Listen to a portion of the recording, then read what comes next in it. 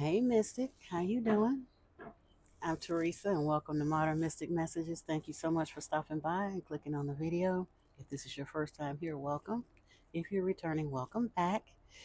And I had something on my mind. It it dawned on me yesterday, but I had to sit with it and process it for a little bit. But I think I'm ready to talk about it a little bit more now. I was preparing to get into the introduction and the attestation for the Lost Book of Enki, and I will get into that more. I don't have it out here now because there were some passages that I actually want to read and not just refer to. But yesterday, as I wanted to clear my head and got lost in the short reels a little bit on here on YouTube, there was a beautiful gentleman on, I don't even remember the name of the channel, but it's a channel that's promoting like biblical studies and things like that. And he I don't even remember what he was talking about now, but he mentioned a scripture that triggered something in me that further convicted me that the things that I'm seeing and understanding, the dots that I'm connecting, if you will, are true.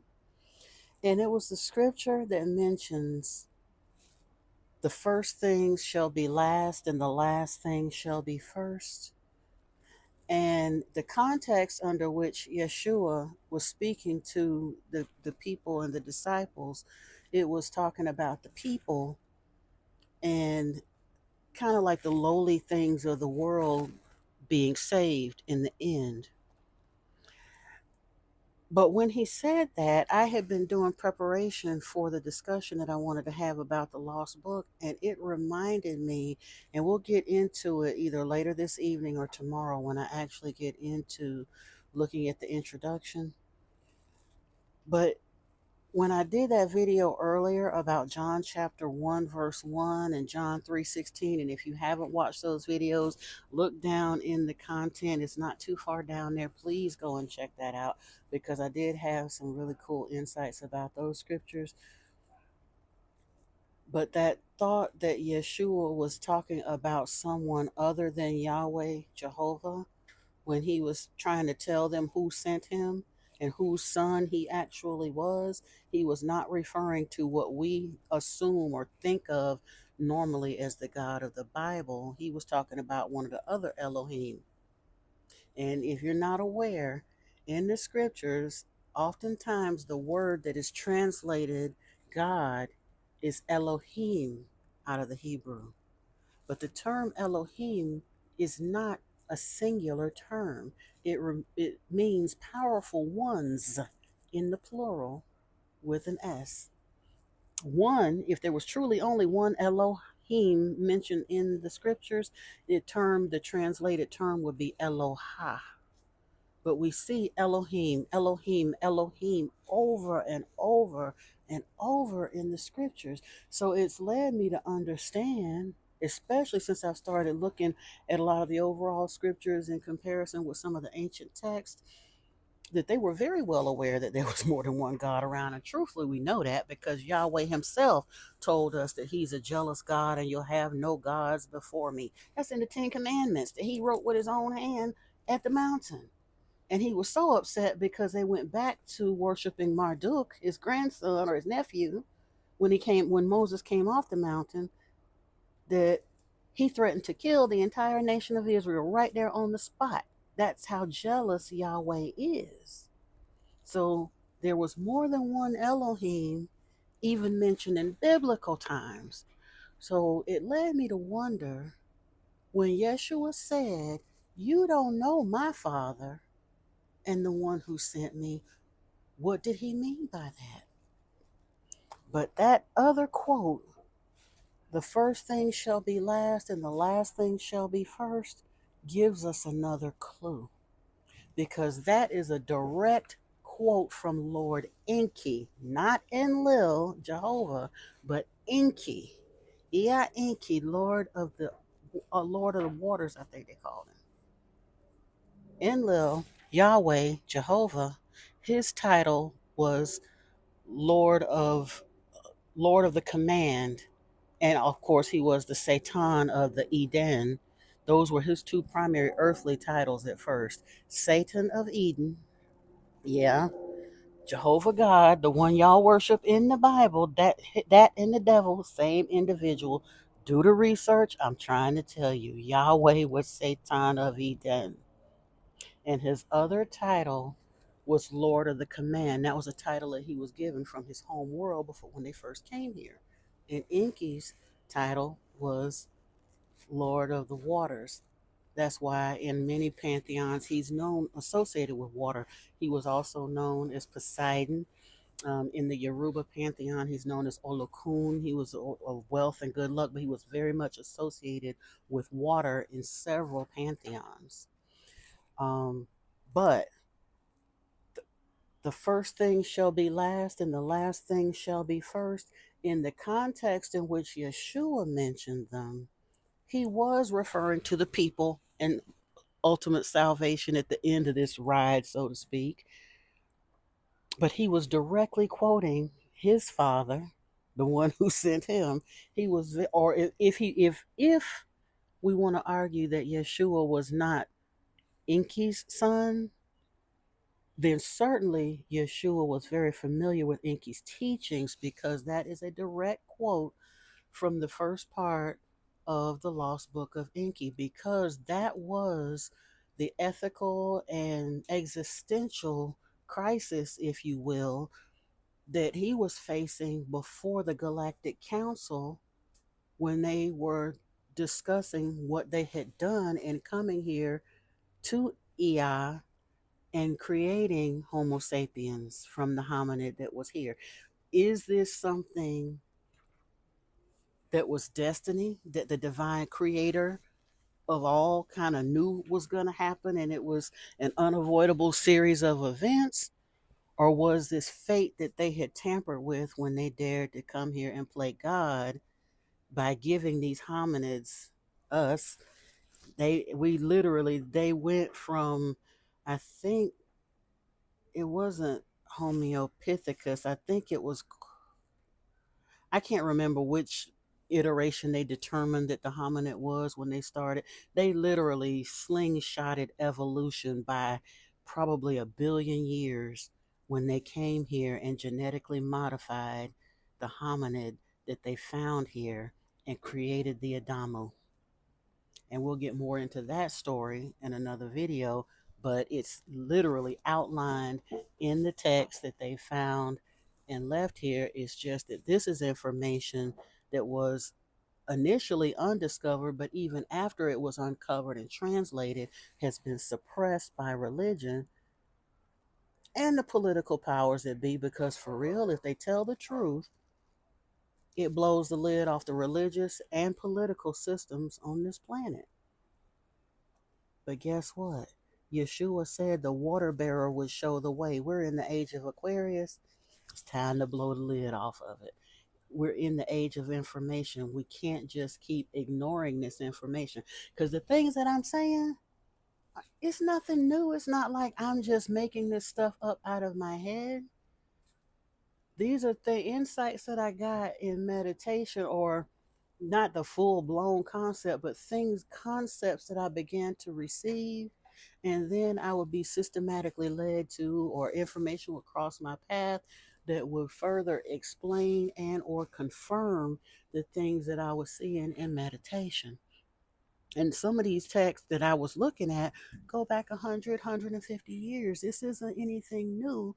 It's just things that people were not willing to openly speak about, and the ones who did speak about were either laughed at, ignored, or discredited. Zechariah Sitchin did a faithful translation as best he could, because I don't think that he had the entire text in its entirety, like just like with the Sumerian Kings list. After, however many 30, 40, 50,000 years, some of the pieces of the tablets get sheared off, so they have to kind of figure out the rest best as they can after they've pieced it all back together. But Sitchin did that with the Lost Book, and there's so much information that is there that corroborates and gives further clarity to biblical text, that it's time to stop ignoring it. It really is, because If you look at the tale of what actually happened here, according to the information that they've uncovered and discovered and uncovered, what we're looking at here is not an all benevolent, eternal Father who, in his benevolence, made us, and we were so bad that we just messed up. And because of that, he had to go and kill his firstborn son to pay back through blood sacrifice for our mistakes because we're so sinful and dirty. That's the narrative that religion gives us, but that is not the narrative that the ancient texts give us. The ancient texts let us know that this has always been a blood feud between two brothers that came here from another world and dared to play God. And when things got out of hand, one of the brothers said, let's wrap this up, kill them all, scrap them. It don't matter to me. I'm ready to go home. The other one, the primary geneticist who actually warred with his conscience and decided to do this thing anyway, said, whether it was right or wrong, now that we've done it, we have a moral obligation to these beings. They're not animals. They're not slaves. They are beings, and we have a moral obligation to them. That would be Lord Enki. The only reason we're still here is because of him. During the flood, Enlil said, let us die. Enki said, no. And according to his writings, he was visited by an angel from the for real divine creator that gave him the dimensions to give to Ziazudra, Noah, to build the ark so that people could survive. The flood was a natural occurrence. They could not prevent it, but they did know it was coming. And they went before the Galactic Council because Enlil said, Lord Enlil, Jehovah, said, this is a prime opportunity. The flood is coming. We can jump in our spaceships and hop up and go home. We done got enough gold to save Nibiru.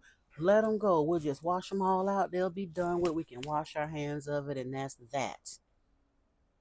And Lord Enki said, no, these are not animals. We can't just let them all die. We need to save humanity. Whether we were right or wrong to do this thing, we got to play it through. And it comes back to that the last thing shall be first and the first thing shall be last, because he was looking at what happened on Nibiru in the before times that led them to Earth. And he understood that kind of sort of the way it began was the way it was going to end because he had seen it happen on his home world. And even though he didn't personally see the seeding of that planet, he knew their ancient history. The Naburians were a hybrid race, or yeah, they were a hybrid race. When they first came to Nibiru, they were a hybrid of a draconian race and a reptilian race, and they had been exiled from every other planet in the galaxy. Whatever happened, their home world was destroyed and they were exiled. They came to Nibiru and called themselves the Atlanteans.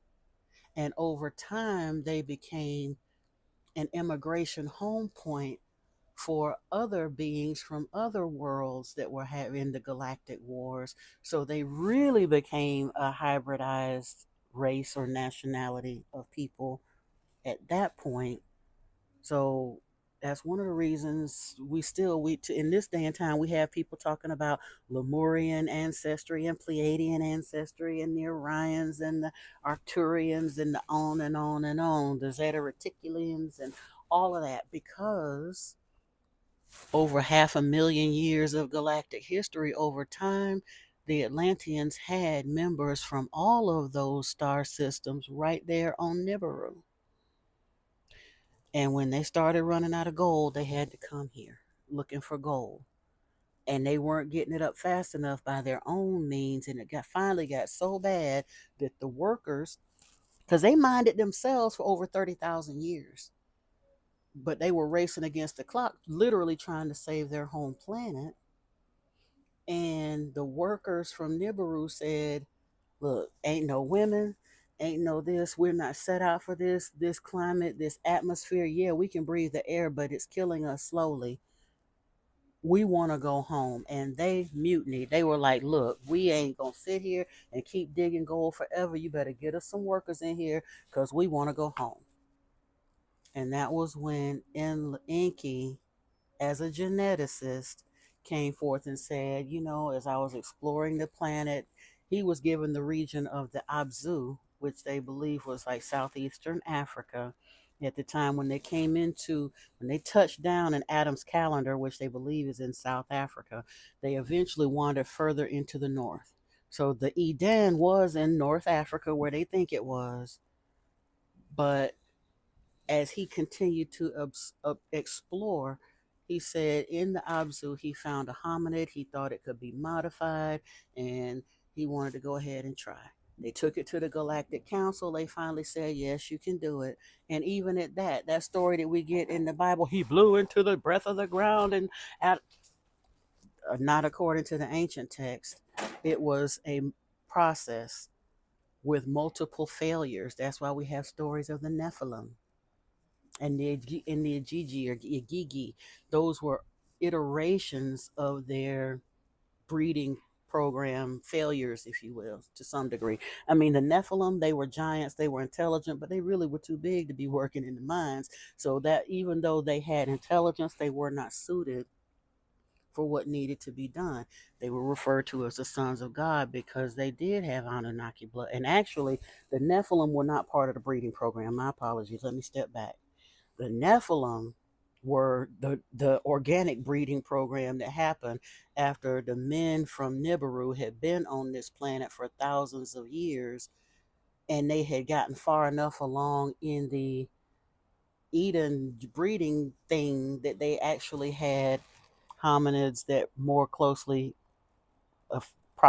approximated female humans, and they began crossbreeding with humans, and those women had giants. It's in the ancient text.